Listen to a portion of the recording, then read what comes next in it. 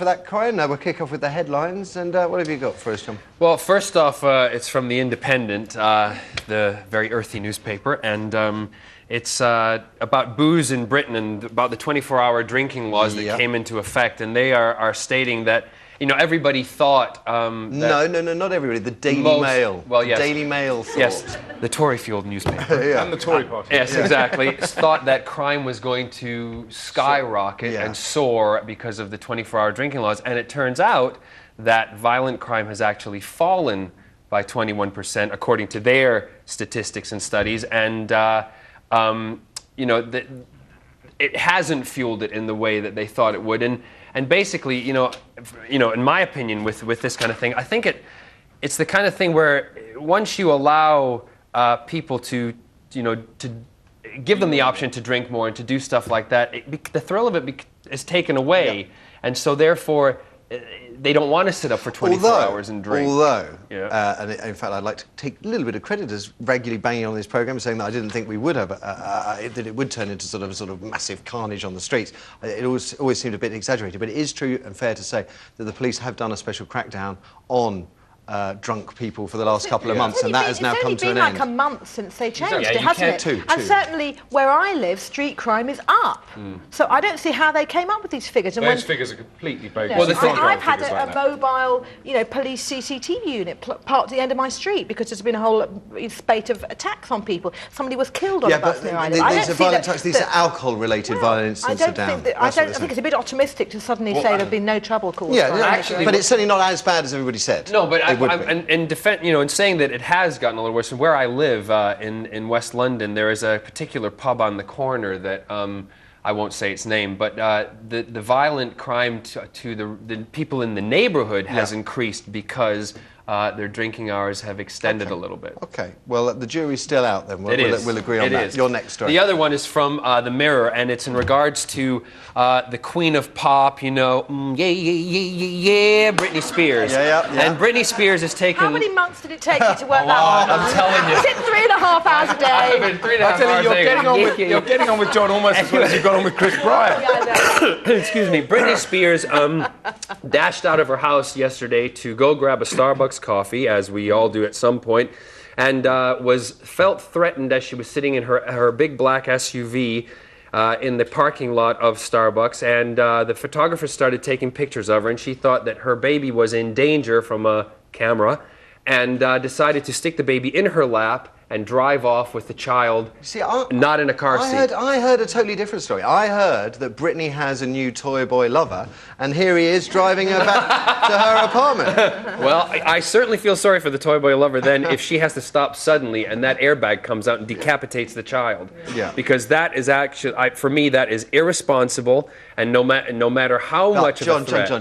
John, I've seen it happen to poor old Sadie Frost, who used to live very near to her. Right. And she used to step out of her house, and in the 3 yards she had to cross from her front gate into her enormous four-wheel drive, which was like a lorry.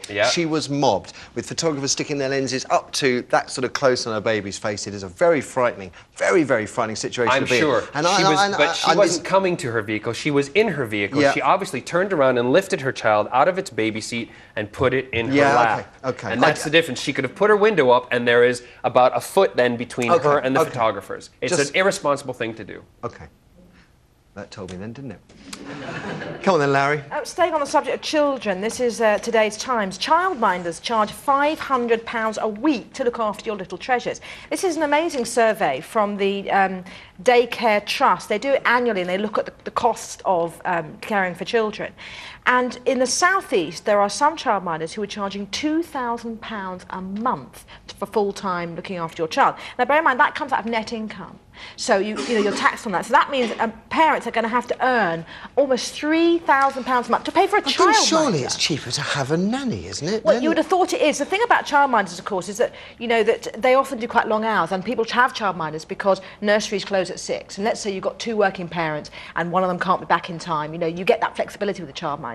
But I don't really see how you can justify charging. What they're saying is, in this article, is that it's what the market will pay. So in some some areas it's so difficult to get good childcare that people are paying over the odds for it. But, you know, and when I had my first child, I remember looking at nurseries and almost fainting when I realised it was £1,000 a month in London for a nursery. And that means that, OK, women are working just to pay for the childcare. They can't, you know, they make no profit on what they're earning. But I'm just thinking, I mean, say £2,500 a month if you take into account what you've got to earn taxably. Yes. I mean, that's nudging 30 grand a year. Yes, which is... Well, it's cheaper to send your child to Eton than just to do some London day nurseries. Yes. Wouldn't it pay companies to have their own childcare in the corporate world? That was promised at one point, and it didn't happen. I think for all sorts of problems to do with insurance and, you know, it would be much better if the government just gave us tax relief on childcare. Yeah. That would be, but of course, not even the marvellous Tory party are willing to do that, are you? I don't have an opinion because I don't have children. As Larry pointed out on Monday, if you don't have children, you can't be a politician. You can't be a politician. OK, and ask me next year. Talking of Tories and children, what's your next one? Yes, moving to today's Mail. My children had the MMR jab, says Cameron. David Cameron, Tory leader, has actually come out and quite clearly said that his children, Nancy 2 and Ivan 3, he says, in quotes, my children have had the jabs. Now, I think it's quite admirable that he's actually said that, because yesterday we had a rather mealy-mouthed Friends of Gordon Brown saying his son had.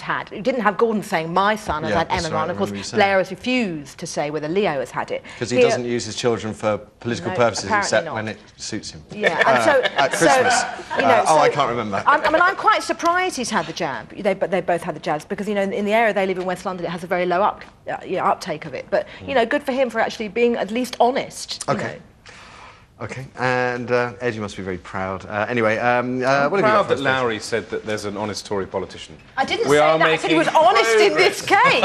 We are making big progress with Larry. what have you got? What voter you're going for then? Is it just me? It's you. You're my test. Oh really? You're my test. You need to vote Tory. Yeah, that's it. The country will turn. It's a landslide. I'd actually go. I'd go along with that. Actually, It's a landslide if you vote Tory. That would be a miracle, wouldn't it? Yeah.